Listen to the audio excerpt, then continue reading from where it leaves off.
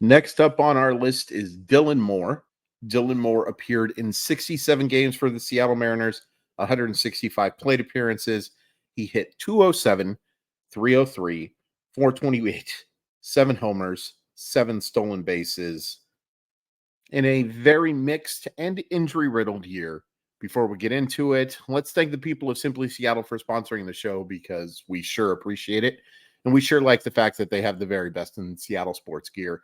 Whether you're a fan of the Mariners, the Seahawks, the Kraken, the Storm, the Sounders, the Huskies, the Cougars, I could go on and on. They have it all. Great hats, great t-shirts, great hoodies, so much good stuff. That Don James hat that they have right now for the Huskies is one of my absolute favorites. Make sure you check that out. And make sure once you get to checkout to use code MollyWatt15 to save 15% off your order. Just type it in at checkout. It automatically discounts you 15% off your order. It's really awesome stuff. www.simplyseattle.com. There is a link in the description of this here video. So Dylan Moore, who was a pretty key contributor to the Seattle Mariners over the last 4 seasons, and gets off to a very late start, and by very, very late start because of a surgery that he has in the offseason, and then some pretty nasty scar tissue keeps him out for a while as well. I've never had scar tissue. Everyone I've talked to who has had scar tissue tells me that it sucks. It sucks out loud. And I can't help but wonder if he was just extremely uncomfortable, even when he got the call back up. Because you take a look at what his numbers were in the first half of the season, and yes, it's only 30 plate appearances, but he was so awful. He went 1 for 27, 16 strikeouts in 30 plate appearances, 1 home run, 1 stolen base, 16 strikeouts, and 3 walks. In the second half of the season, while Dylan Moore certainly can frustrate, this is a guy who got on at a 341 clip and slugged 492. That's an 832 OPS. That's really good. And that's not a terribly small sample size. That's 135 plate appearances. In the second half of the year, whether we like to admit it or not, Dylan Moore was one of the most effective hitters on the Seattle Mariners. And it's a different profile. Like, it's changed a bunch, not a bunch, but it's rapidly ascended into what he has become, really. He's a guy who's a 3 true outcome player. He's going to walk. He's going to strike out. Occasionally, he's going to put the ball over the fence. His barrel percentage was among the very best in baseball, 16.9%. Made a lot of sweet contact. Made a lot of sweet contact. Made a lot of hard contact on the sweet spot. Literally would be in the 90th percentile of both if he would have qualified. Hard hit percentage of 44.9. Not elite, but certainly above average. But there's a reason why he had the batting average he did and an expected batting average that was even lower. And it's because he swings and misses an awful lot. 33.9% of the time is how often he struck out. 33.4% of the time is how often he missed when he swung. So 1 out of 3 swings, not making contact. I mean, we talk about Eugenio and we talk about Teoscar. They weren't the only 2 that were striking out a whole bunch. There were a lot of guys with swing and miss on this team, and Dylan Moore was a large culprit. He's made up for it a little bit with the walks. A 9.7 walk percentage is very solid. But not a guy you're counting on really to make consistent contact. To get that guy from, how much this is today's modern baseball, whatever. You're not feeling great about him making contact with off a pitcher who has swing and miss stuff to get that runner in or move that runner over. That's not how today's game is played, whether you like it or not, but it can be very frustrating when the job doesn't get done, and quite often it doesn't get done. Here's one of my biggest concerns with Dylan Moore. He's only in his 4th season, but he just is coming off of a very serious injury. And he's 31. He's going to be 31 for the majority of the season, but he'll turn 32 in August. And he's slowing down. He's slowing down considerably. And by slowing down, I mean literally slowing down. His sprint speed was only in the 58th percentile. Now, that's above average. That's great. But this was one of the faster players in baseball and certainly one of the fastest Seattle Mariners. He's nowhere close to that now. Now, maybe he has a little bit of a bounce back, coming off of the injury. Maybe we're going to see Dylan Moore closer to that 75th percentile, and that'd be nice. But that's a major part of his game. One of the major reasons why Dylan Moore was in the lineup as often as he was is because of the fact that he could flat out scoot. But just the 7 stolen bases last year, and even if you, add in the fact that he played as little as he did, let's double it and we go to 14 stolen bases. That's his lowest since 2020. It was a major part of his game, and the fact that he's slowing down scares me. Because I just don't think he does enough to not have that part of his game. Does that make sense? You can't answer me right now, but hopefully it does.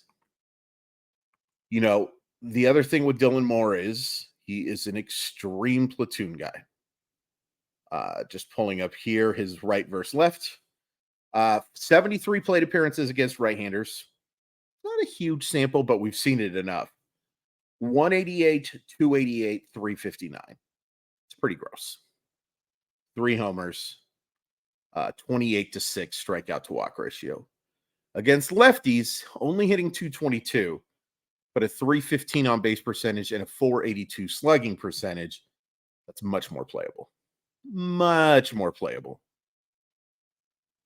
So there's value. Like the Mariners, we've talked so much about platooning, but if they want to do it, Dylan Moore is a guy that there's going to have in lineups against left-handers, and there is some track record here of him hitting left-handers well. The plan of Colton Wong and Dylan Moore alternating at second base based on who was on the mound, while frustrating to begin the year, it made sense. There was an argument to be made that that was a somewhat defensible decision. Not even somewhat. It was a defensible decision. Not getting upgrades everywhere. We've been over it. We've been over it, and we'll go over it again. Don't get me wrong. And then another thing with Dylan Moore, and I meant to bring this up with Sam Haggerty, and we talked about it with T. Oscar, I'm sure. Another guy who just stunk on ice at home compared to away. On the road, his 36 games and 88 plate appearances, 231, 318, 513. That's an 831 OPS. Very solid. At Safeco Field, I'll always call it that. At Seattle's home ballpark, 179, 286, 328, 614, and 26 strikeouts in 67 at bats. Batting average on balls in play, if you're curious if there was some bad luck there, 286 to 275. So no. He just, like so many Seattle Mariners, just didn't get the job done at home. Smaller sample than some of the guys that didn't get the job done at home, but another guy who was not effective away from what should be his friendly confines. And I'm going to be really curious to see what they do with Moore, because he can play all over. I think it's similar to Sam Haggerty, where I don't think he's great all over. I think his quickness lets him play second base at an effective level. I don't think he's a great outfielder. He's not someone I would feel comfortable at all playing center field. He's okay in the corner outfield. But the fact he's losing athleticism, that's a little scary. That is a little scary. But I do expect a little bit of a bounce back there just because I assume he'll be healthy to begin 2024 because he clearly wasn't in 2023. Not even close. But the fact that, you can play him at third, you can play him at second base, first base, you can have him play shortstop. I really wouldn't want him there for very long. Maybe a spell here and there, but the fact that he's capable of playing all of those positions is a nice thing. He can do everything but catch.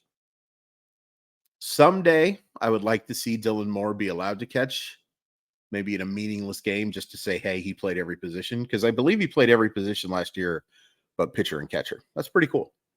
And I think he did it in 2022 as well. Anyway, the fact he can play all over, the fact that he's effective against left-handers, he's a very flawed player. And what I have found with Dylan Moore is, like when I talk to fans, and I try not to have litmus tests because litmus tests kind of tell you that you think you're better than people. But sometimes I like to kind of gauge what type of conversation I'm going to have because let's be honest, folks, because of my job, because of what I do, everybody wants to talk sports with me. They just do. It's just like, hey, if you work at a movie theater, I'm going to talk to you about what movies you've seen, what goes on, yada, yada, yada, so on and so forth. I want to know about your job. And a lot of people want to know what I think about the Seattle Mariners. But I've found, and again, I don't like this term, but I found it to be a fairly effective litmus test to be what kind of opinion they have on Dylan Moore. Because if they're way too high on the guy, I know we're probably not going to have a great time. But if they just say this guy stinks, I know it's not going to be a very worthwhile conversation for me either. But I have found that most people are either on that real high or that real low. There's nobody who just seems to think Dylan Moore is just okay. Which, in all honesty, that's what Dylan Moore is. He's just okay. He can be an effective bench option for sure. But I think the Mariners relied on him a little too much last year. Even though in the second half, again,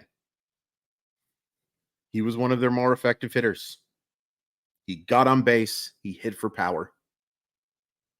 And that's an important thing to do.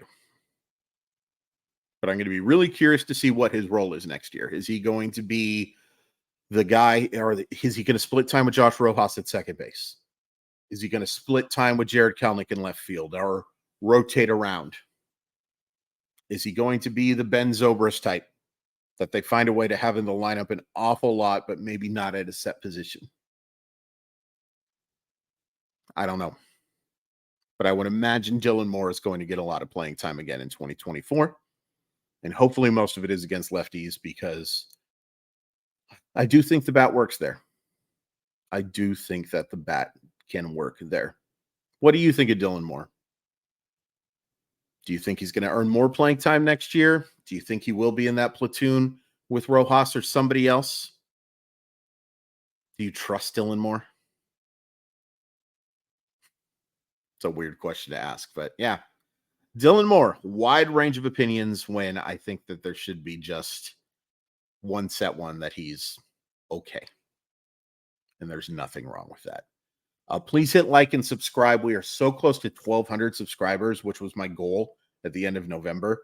I kind of wanted to get to 1,500 by the end of the year. That's probably a pipe dream. Maybe I can do like a giveaway or something like that to get there, but I'm running out of things to give away if I'm being completely honest with you. But please hit like and subscribe. Tell your friends. Hope everyone has a great day. I think Gabe Spire's next. And then we get into some really fun players. All due respect to the ones we've talked about before.